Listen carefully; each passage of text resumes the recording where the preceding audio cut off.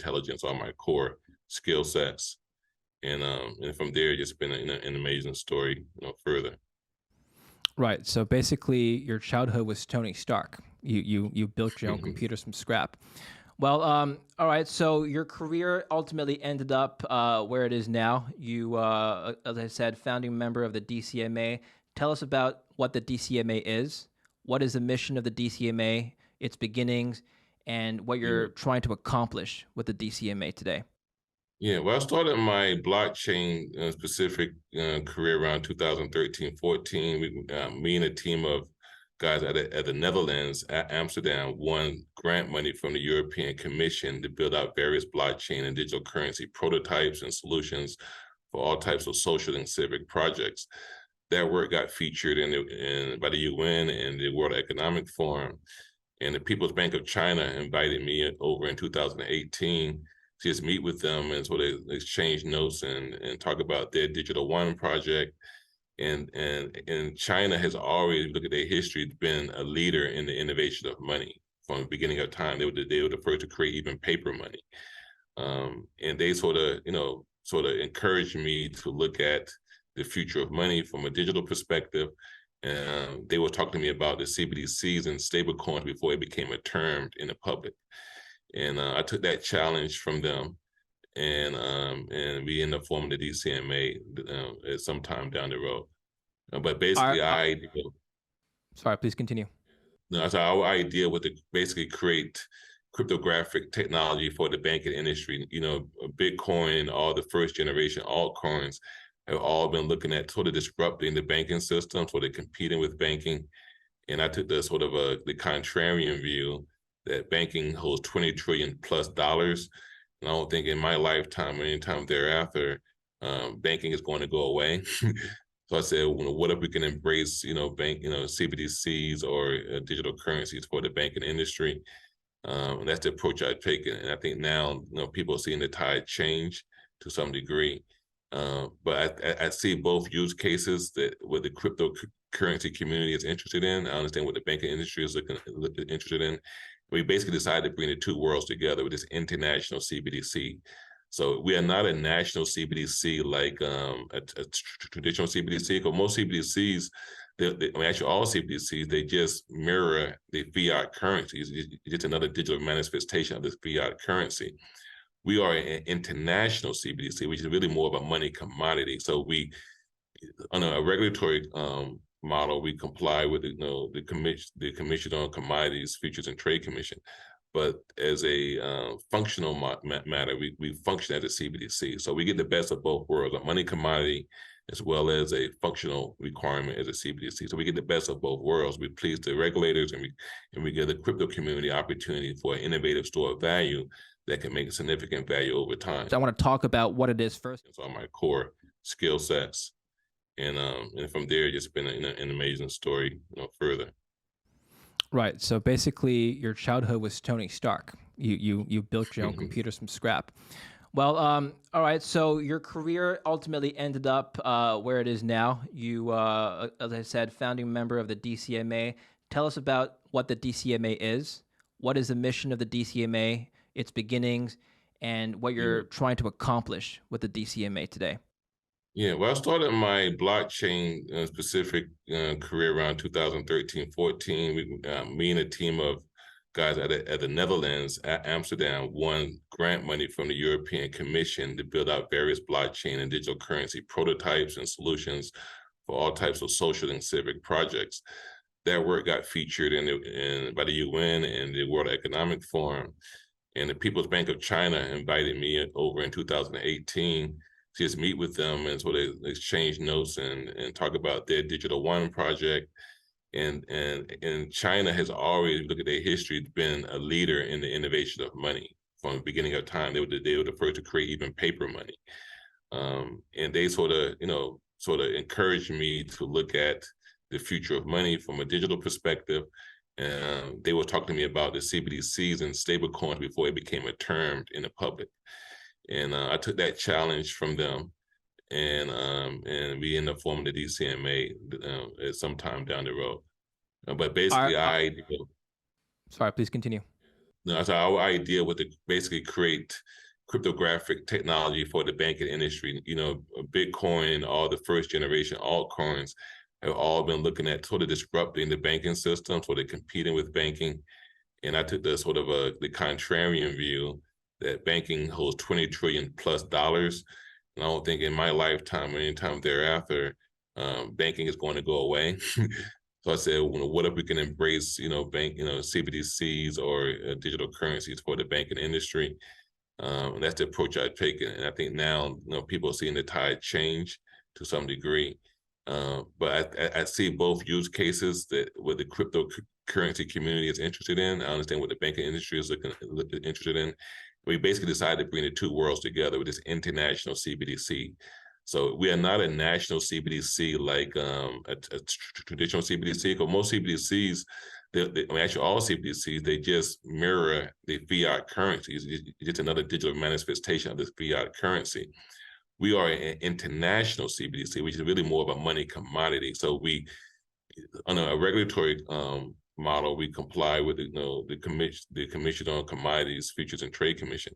But as a functional matter, we function as a CBDC. So we get the best of both worlds, a money commodity as well as a functional requirement as a CBDC. So we get the best of both worlds. We please the regulators, and we give the crypto community opportunity for an innovative store of value that can make a significant value over time. So I want to talk about what it is first before we start to address the praises and the criticisms. So just in layman terms, describe what the Universal Monetary Unit is, UMU. What is it used for? Yeah, so again, the main use cases are two things. One is a store of value innovation that can be used as money. So, and that's what's sort of the promise of Bitcoin. When Bitcoin launched, everybody called it digital gold store of value innovation. But over time, as the investment community got behind Bitcoin, it's really been a highly volatile, speculative tool.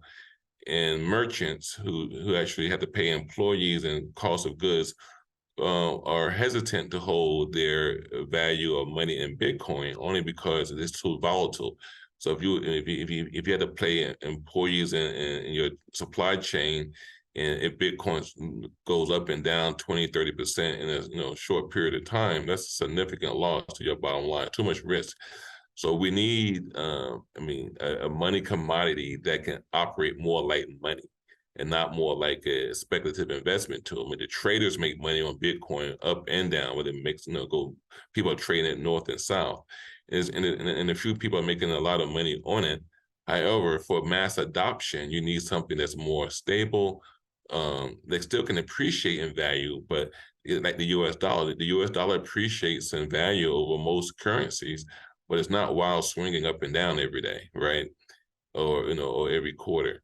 So so our idea was to take a cryptographic technology or money commodity and apply monetary policy to it the same way banks apply monetary policy to money to minimize the volatility and allow them to consider this as something as a true store of value that could be sustainable over time and create true monetary utility that people will use to buy it. Like, if we look at gold or oil, they have reasons why people buy it. They're not waiting for Elon Musk to send a tweet out to hope people buy it, right? There's real reasons why people are buying it. So under UMU, we have true monetary utility, such as FX rates, premiums for cross-border payments, escrow milestone payment. We have a lot of money services that people will use to buy UMU, and that would drive the price and demand of UMU. And how is the value determined? Is there a pegging mechanism such that the UMU is pegged to a certain fiat currency? No?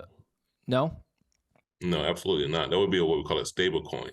So we're a true money commodity, like the dollar or any other currency that's based on the value of the market. Now, we have a lot more control over the pricing of UMU because we don't use outside market makers. We have our own in-house market makers, the same way banks have in-house market makers. And we have monetary policies that sort of have price targets in mind. So we can control the price of UMU a lot more than most cryptos, who use sort of third-party market makers with warrants, who participate a lot in pump and dump type activity. We don't participate in any of that kind of market um, practices. So it is a money commodity that's based on market demand, but we have monetary policy that can control that market demand and control the volatility. And we have asset target pricing on our own currency, so we can do a lot of things to ensure that it sustains its value over time. The other Okay, coins don't have that privilege. so you're so how is it that you control the asset pricing? What are the control mechanisms? Well, so a continuous demand monetary system. So, for example, oil and gold has continuous demand because they have use for it, right? So with the UMU, we offer the best, we guarantee the best FX rates for cross-border payments, where most banks do FX minus, meaning say to send $1 is 20 pesos in Mexico, right? 1 to 20 MXN. Banks may offer you 1 to 19, so they make that 5%. In our case, we may offer you 1 to 21. We offer a higher premium of FX than the market can bear. And the reason why we do that, we are experts in AI, foreign exchange. And when people buy UMU, we generate yield from that in the FX markets, and we give that yield back to them in premium FX rates. So our idea is to offer banks, fintechs, and trading partners the best FX rates over any corresponding banking system, whether it's Wells Fargo, Bank of America, Chase. No one would beat us on FX rates. And we will actually offer our FX rates to the banking industry and at a premium to Forex market. And that will drive demand for UMU. So that's what we call a continuous demand monetary system. People would buy, fintech companies, banks would buy FX from us because we can send money around the world faster and cheaper than any bank in the world. In the national legal tender, not a crypto tender. But there's certain things that the IMF has defined as a disruption to the international monetary system. And we support all of those decisions. But what we do change is the mechanics of how correspondent banking works. That's where the opportunity is. Correspondent banking is very slow, very costly, very inefficient. And we came up with a whole new model how we can do correspondent banking very fast, very efficient, using one shared ledger, but we can settle in any currency. And that doesn't happen today. So we're not disrupting the central banking system. We're disrupting the correspondent banking system. It's nonsense. A lot of media. All right. Now, I'm reading various articles. So in an IMF interview with Tobias Adrian, financial counselor at the IMF, he states that cross-border payments can be slow, expensive, and risky. In today's world of payments, counterparties in different jurisdictions rely on costly, trusted relationships to offset the lack of a common settlement asset together with common rules and governance. But imagine if a multilateral platform existed that could improve cross-border payments, at the same time transforming foreign exchange transactions, risk sharing, and more generally financial contracting. Was he referring to the UMU in particular? No, I think he was saying this is what the industry needs. And we had that exact solution. And so I quoted him saying that, and I contacted him. I said, listen, you have a quote, an interview where you stated these things. This is what we are doing. The IMF shared our white paper with him. He asked me to email the white paper, and I asked him, could I use him in my quote? So, and I use him in my quote, in our press release. So that's what we did. But he wasn't, when he made that quote, he wasn't referring exactly to UMU at that time. He was saying this is what the industry needed as a solution, and we happen to have that solution. So I quoted him, and I told him I used in my quote. I sent him the copy of the white paper with his quote there, and he didn't have any issue with it. But so we see ourselves more as an NGO government organization. We don't do a lot of public appearances. We don't do a lot of conferences. We get requests all the time to do conferences, and we operate as what we call a CAO. So in the blockchain, this decentralized world, they have what we call DAOs, decentralized autonomous organizations. We operate what we call a centralized autonomous organization. And we don't allow we have over 100 employees, freelancers, and individuals in over 13 countries. and not we have NDAs with each one of them, and they are not to ever disclose. They work for us on social media, on LinkedIn. You will never hear about anyone working for our organization or involved with the organization unless we allow them permission to. And the reason is, we do what we call zero trust software development. There's no one in our company that understands this entire ecosystem as well as I do. Most theft and criminal and cyber hacking, all this stuff happens from within. If you look at FTX and all the other crypto models always getting hacked, the reality is it happens from within the organization. They're always saying it's an outside force. We built a model that, if you look at the history of cyber hacking, there's always a weakness from within the organization. And when the top companies put their professionals on LinkedIn, they're always being recruited by recruiters, et cetera, et cetera. And we had a really bad experience with that 5 years ago. I won't mention the name of the company, but it's a big global name. We were doing an EU project. They learned about our employees, and half of my employees left and worked for this big name company that we all know. So I decided to introduce a new idea called CAO, Centralized Autonomous Organizations, where no one knows who built the, well, I should say no one knows who built the Bitcoin and these networks. There's no reason why you need to know who works for us. There's no reason why you need to put our employees out in the public to be compromised. And so we built what we call a zero trust human resource model, where we will one day probably have over 10,000 employees, and very few will ever be known to the public. So we have what we call a global localization architecture, where we have a global asset that can be localized by transaction. So it's a pretty impressive type architecture that we can implement without having to have a different ledger for every single currency. Spending, your payments, where you receive spending payments from, basically all your financial transactions. Now, the UMU being a CBDC, can you address this concern and whether or not government entities are able to track payments and basically, in people's words, violate our privacy using the UMU? Yeah. So we're going to do a press. I'm going to address it right now. I'm going to give you some insight on that. But that's going to be our next press release coming out this week. So stay tuned for that as well. So UMU, Universal Monetary Unit, is more safe, more private, and more secure than any cryptocurrency and any CBDC on the market. Let me explain. Let's start with the cryptocurrency side. So when Bitcoin first launched, it had this autonomous address, and it was transparent. People were saying that no one can determine who the sender is because it's anonymous pseudo addresses. Well, these monitoring networks have gotten very sophisticated now.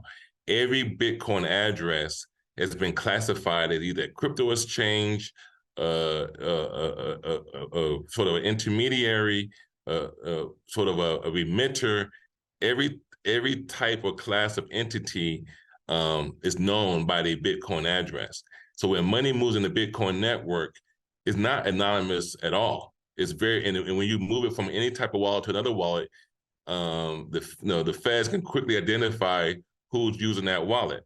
And we've seen the stories, right? Every time a well-moved money it's big news. So the anonymous model of using public key addresses is really not anonymous at all. It's very well tracked. We don't use any anonymous addresses in our network. No one can track and trace our transactions. And we use a different model other than the pseudo addresses. And we don't even use an address at all in our ledger. So, and no private data, no private information data. So now we do know internally who's making all the transactions. The only way a transaction will be reported or tracked and traced will have to be through some type of criminal activity or criminal probe. That's regulated banking, right? Even today, if you wire money or you're a terrorist and the feds come knock on your door and say, hey, we need to be able to understand this transaction, any financial mediator, any bank, any fintech company must be able to give them that information. That's the regulatory requirement. So now, having said that, there is no general ability for governments or any other entity to monitor transaction over our network. They only have access to the transactions that originate within their jurisdiction. So if you send or receive money from some XYZ jurisdiction, only that central bank can see that transaction because it happened within their jurisdiction. There is no global ability to sort of put rules and monitoring effect or surveillance effect on our network. Each central bank, each fintech company can only see transactions that originate from them as an issuer.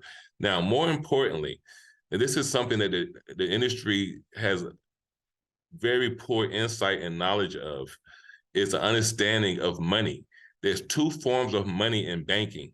There's what we call electronic money, what we're talking about now. But there's also a concept called private money or physical money, which is like paper money. So if I give you $100 for whatever reason, that's between you and I. That's not tracked and traced or in any ledger, right? That's hand in hand between two people. Where does that model exist in cryptocurrency today? It doesn't exist. When Bitcoin put out its white paper, it was, I mean, I want to say, I think it's a little misleading. If you look at the first line of it, it says it offers a peer-to-peer payment system that's direct between two parties without going through a financial intermediary. But that direct is not really direct because it goes through a ledger. Anything that goes through a ledger is not direct. In computer science, direct means point to point, meaning if I give you something, there is no intermediary. So anything that goes through an intermediary requires regulation. Any intermediary, whether it's a bank or fintech or crypto exchange or any third party that handles money on the behalf of two people, it must be regulated and et cetera. The only way Bitcoin can get away with it is because there is no organization behind Bitcoin. But any company who would adopt the UTXO platform or to do any intermediary transactions, it would have to have KYC. Now, so how do you get around that? It's physical cash. Physical cash is between two people. And what's the cryptographic model for physical cash? Do you know? We call it retail CBDC. Retail CBDC is the ability to send money between two people without going through a ledger. It's totally private and totally anonymous between those two people. That's called digital cash today. And we're the only crypto platform that's implemented point-to-point direct payments through mobile devices. And the way we do it, we basically take the iPhone, the Android, the Samsung, and turn it into a cold wallet, and we send money between phone to phone using Bluetooth and NFC. That's true privacy. That's true self-custody. Anything that goes through a ledger, I don't care they're using Z-Snark or any other privacy protocols, if it's an organization that's behind it, that organization must KYC and know who that party is. And that information could be revealed and given to federal authorities in the event of any investigation, right? So it doesn't matter what the privacy technology is. The point is it goes through an intermediary. And if you go through an intermediary, it's not private, it's not anonymous, because that organization, if they comply with regulations, must know who you are. But I would tell you, we have full exposure in the most advanced economies. Our relationship, I mean, I shouldn't mention too strongly because I don't want people to think I'm trying to advocate, but I don't think you're going to find any cryptocurrency in the world that has a level of relationship that we have with the U.S. Treasury, the U.S. SEC, the Commodities Future and Trade Commission, and governments around the world. Our relationship is very solid and very strong in North America and South America, Asia, and Africa. Okay, probably the only continent we haven't hit yet is Australia and Antarctica. Other than those two, we have very solid, working, regular, weekly relationships with central banks around the world. We're going to come back to, yeah, we're going to come back to CBDCs and China in particular. But so because I know you've you've worked with the Chinese as well. So basically, if I'm using the UMU, I have it in a wallet somewhere. A central bank in a country that I'm using this UMU in cannot just go into my wallet, turn it off, or stop me transacting in it. Oh, absolutely not. No, absolutely not. So it's only based on compliance. So whatever the banking compliance rules are, like for example, they may have AML limits. You can only send 10,000 a day without some suspicious activity reporting. They can do sanctions. So whatever they can do in their legal tender are the same things they can do in the digital currency model, but it's not universal. It's only for that country.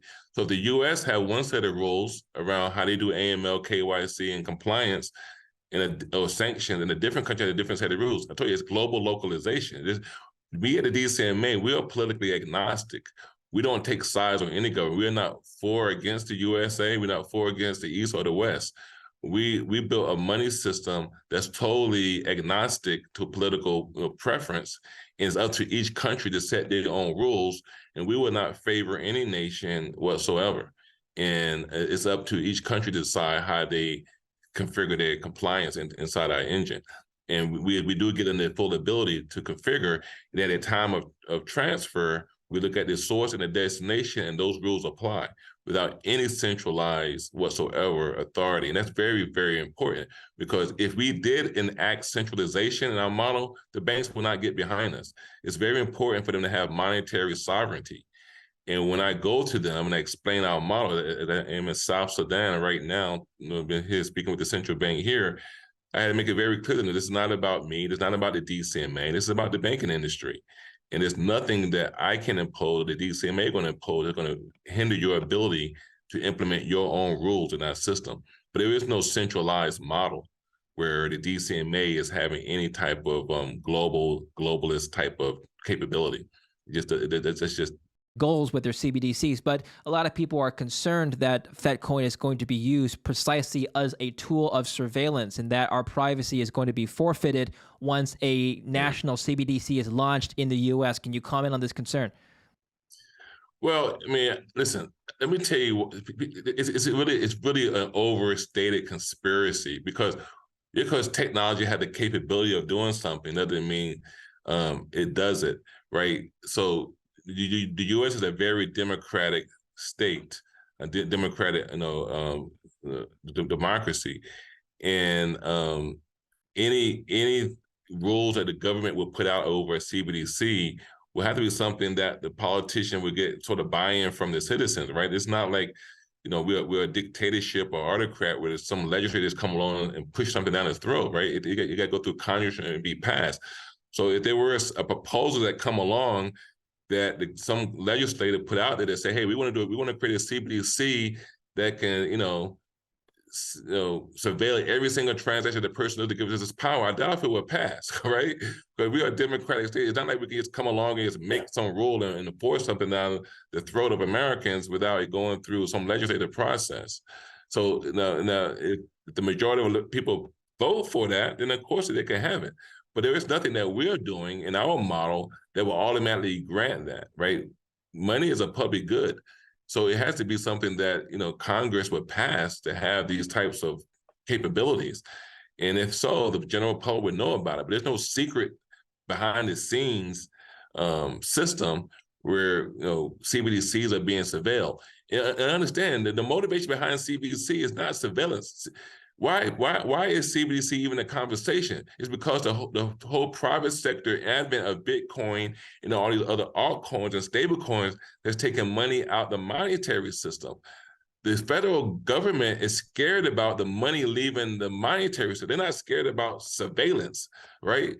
People have a total misnomer why CBDCs even exist. If Bitcoin and stable coins never was invented, CBDC wouldn't even be a conversation. Right, Zelle only happened because Cash App, Venmo, and all these other payment apps came along and started disrupting the banking for payments. Banks respond; they don't normally innovate, right? So CBDC is a response to crypto assets, and the response is trying to keep money in the banking system. It's not because they want to surveil the public. That's just a conspiracy that's well overinflated, even better than whatever they do. Right? No, I hear you. I'll give you one more. I'll give you one more concern, and this is just something I've heard on the internet, right? Hypothetically, this is a hypothetical scenario. Suppose we have something like a COVID lockdown, okay? And we have a curfew. Let's say the curfew is 10 p.m. Well, the CBDC, the government can say you literally can't spend any money after 10 p.m., and they'll just lock your bank account. Can you comment on that?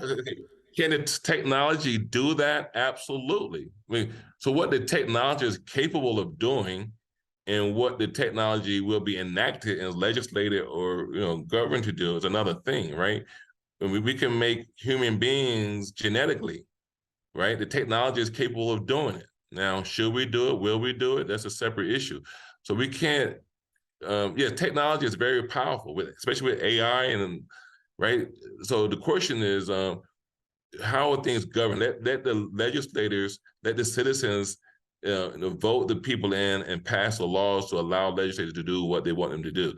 But yeah, technology is very capable of doing a lot of things. I'm not denying that at all. But I don't think we, just because something is capable, this is very mundane technology. That doesn't mean it's actually, will be in practice. So I think it's more of a fear-mongering factor than it is actuality. But yeah, it's very capable of doing that and far more. But now, the way around that, let me say this one thing, is our physical cash implementation. I told you, we have a self-custody point-to-point. So you can have UMU in your mobile phone and send it person to person using Bluetooth and NFC, and the government would never know absolutely anything about those transactions. The same way if you had $100 bill and you went and bought some eggs at the grocery store and you gave it to the cashier, or you gave a friend $10. We are the only crypto that has implemented physical cash, point-to-point digital cryptocurrency in our wallet. And you guys should send it. You can however you acquire it from another person, however you receive it, you can move it point to point, and it's totally private, just like physical cash is. So that you don't have to move money through the banking system if you have that concern, right? Anything that goes through the electronic cash will be tracked and monitored on some level. If you're that paranoid about it, use physical cash or use our mobile wallet that has physical cash cryptography and move it phone to phone. And it's the same way you do with dollar bills. So you have both.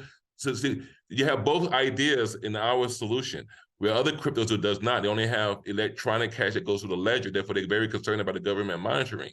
But we actually implemented a physical cash cryptography called digital cash, point to point.